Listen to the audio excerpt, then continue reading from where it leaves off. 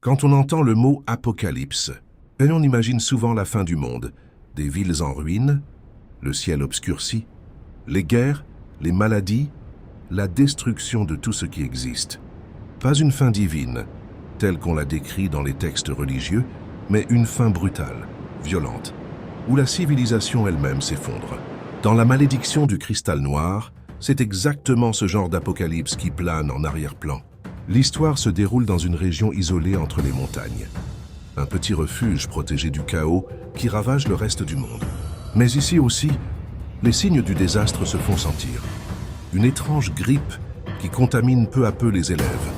Des explosions lointaines qui font trembler le sol. Des adultes qui évitent d'en parler pour préserver les enfants.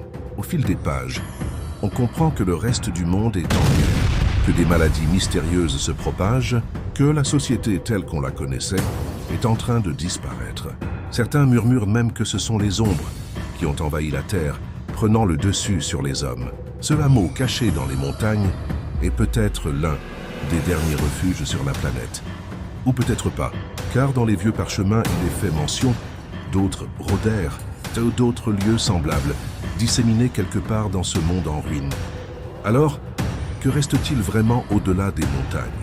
Personne ne le sait.